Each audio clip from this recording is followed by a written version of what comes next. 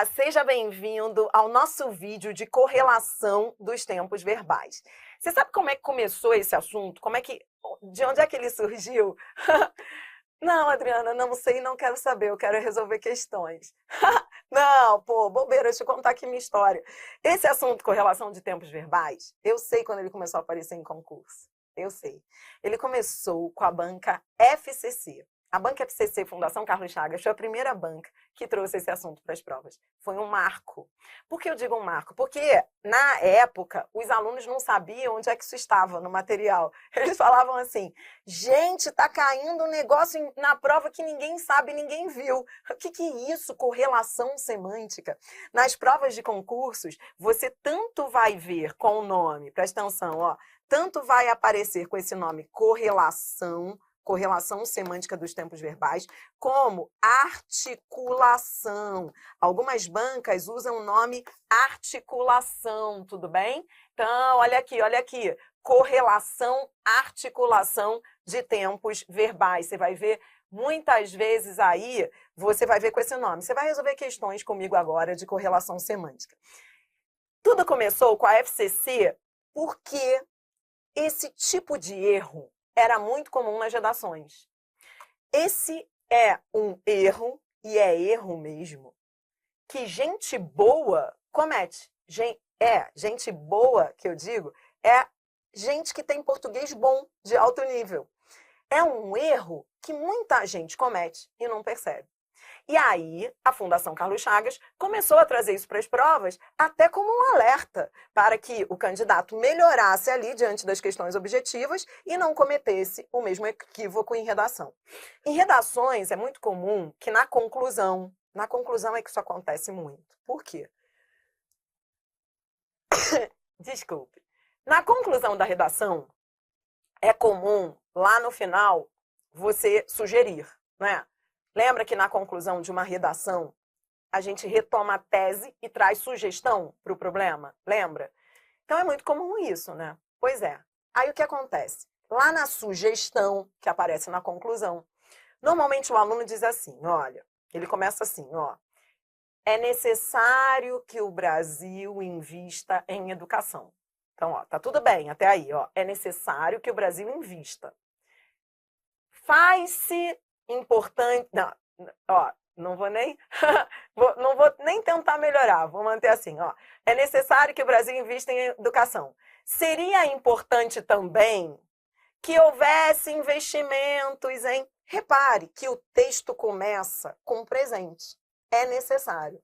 E logo na sequência do parágrafo, da sugestão, da conclusão, ele vem com seria importante também que se buscasse, seria é futuro do pretérito. Buscasse é pretérito imperfeito subjuntivo. Veja, quem escreve nem percebe que há uma incongruência, uma falta de paralelismo. A FGV chama de paralelismo. Quem escreve nem percebe, acha que está arrasando. Fala assim, é necessário que o Brasil invista em educação. Seria importante também que pudesse... Veja, ele mudou do presente e foi ao pretérito. Quando se começa com o tempo, espera-se que na sequência venha a mesma linha temporal. Se você começa com presente, espera-se que você continue falando no presente. Se você começa com pretérito, espera-se, então, que você continue falando no pretérito. O que não se deve, portanto, nas questões de correlação de tempos verbais, é misturar o presente com o pretérito. É claro que existem situações aí específicas que eu vou demonstrar para você nas questões, mas essa é a mola que move tudo, presta atenção. Presente, casa com presente ou com futuro. Pretérito, casa com pretérito ou com futuro do pretérito.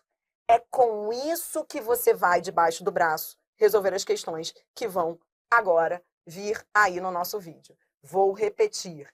Presente casa com presente. Veja aqui as frases. Acredito que esteja doente. Repare, eu começo com presente. Acredito. Eu começo com presente. Logo na sequência, vem outro presente. Acredito que esteja. Repare. O que seria a falta de correlação semântica, então, aqui? Falta de correlação semântica seria se eu tivesse começado desse jeito, acredito que esteja, e aqui, por exemplo, eu tivesse colocado no lugar do esteja o estivesse. Então, acredito que estivesse. Não posso, porque eu não posso, então, criar essa incongruência. Se eu começo com presente, eu tenho que continuar com presente. Veja, presente casa com presente. Passado casa com passado. Ou com futuro do pretérito. Na frase seguinte, olha, se fosse rico, estaria viajando. Aqui eu estou começando com pretérito imperfeito do subjuntivo, ou seja, a ideia de passado. Logo depois eu tenho o futuro do pretérito. É isso. Isso é total correlação semântica, paralelismo semântico. Adri, por que as bancas falam em paralelismo semântico? Semântico porque tem a ver com sentido. Presente com presente, isso é sentido. Passado com passado, isso é sentido. Por isso que elas chamam de paralelismo semântico. Da mesma forma, sempre que você estiver diante de uma questão, você sempre vai olhar para o primeiro verbo. Veja aqui o primeiro verbo. O primeiro verbo está no futuro do pretérito. Futuro do pretérito casa com passado, casa com pretérito. É por isso que o segundo verbo está no pretérito imperfeito do subjuntivo. Veja, guie-se sempre pelo primeiro verbo, nessas questões que nós vamos resolver agora. Olhe para o primeiro verbo e, a partir daí, é que você vai ler os demais verbos da frase. Ao olhar para o primeiro verbo, olhando para ele, você pergunta em que tempo ele está. Se ele está no presente, no passado, e a partir dali, os outros verbos que estarão ali correlatos a ele, ao lado dele, terão que girar, terão que gravitar em torno da mesma ideia. Se eu começo com presente, eu tenho de vir no presente. Se eu começo com passado, eu tenho que continuar no passado. Então, esse é o raciocínio maior. Para fechar a teoria, porque são só 5 minutos de teoria, o resto é treinamento de questões. Para fechar essa teoria, eu vou fazer aqui um esquema bem curtinho, deixe-me só conseguir aqui um espaço em branco. Pronto. Então, um esquema de correlação semântica. Você que está assistindo aí a aula, pegue a sua folha na horizontal e faça esse esquema comigo aqui de correlação semântica dos tempos e modos verbais. Bom, então você já entendeu que correlação é o mesmo que articulação. Então, quando se falar em correlação, está se falando em articulação. E qual é a ideia que há? A ideia é, a dica é guie-se sempre pelo primeiro verbo. Você vai olhar o primeiro verbo e vai perguntar. O primeiro verbo está no presente. Ok. Se ele está no presente, ele pode vir correlato aqui. Ora, você vai se guiar pelo primeiro verbo, você vai olhar a ideia do primeiro verbo e aí você vai pensar. Se o primeiro verbo está no presente, presente pode casar com presente ou com futuro do presente. Presta atenção. Presente ou futuro do presente. E quando se fala nisso, deixe-me só abrir parênteses aqui. Isso vale tanto para o indicativo quanto para o subjuntivo. Isso é muito importante, vou repetir. Se eu tenho o primeiro verbo no presente, o verbo que vai vir depois, ele pode vir no presente ou no futuro, futuro do presente, seja do modo indicativo ou subjuntivo. O que eu quero dizer com isso? Eu quero dizer, e você vai ver muito isso nas questões, que você não precisa estar no mesmo modo, você só precisa estar no mesmo tempo. Vou repetir, os modos não precisam ser os mesmos. Você vai ver que há questões em que o primeiro verbo, digamos, você vai ver agora. O primeiro verbo vem no presente do indicativo. E o segundo verbo vem no presente do subjuntivo. Aconteceu isso aqui nos exemplos, Deixa eu mostrar aqui para você. O primeiro verbo estava no presente do indicativo. Volte aqui para o primeiro exemplo, só para vocês não ir para as questões com dúvida, com essa dúvida. Comecei no presente do indicativo. Acredito. O segundo verbo, que é aquele que virá depois, ele está no presente, só que ele não está no mesmo modo, ele está em outro modo, ele está no modo subjuntivo. Ó, acredito que esteja doente. Muitos alunos têm essa dúvida, falam para mim, Dri, eu achei que não houvesse paralelismo, porque quando as bancas falam em paralelismo, correlação de tempos e modos verbais, a gente pensa, a gente se equivoca ao achar que os modos têm que ser iguais. Os modos não têm que ser iguais. Os tempos é que, entendeu? Os tempos é que tem que estar paralelos, simétricos.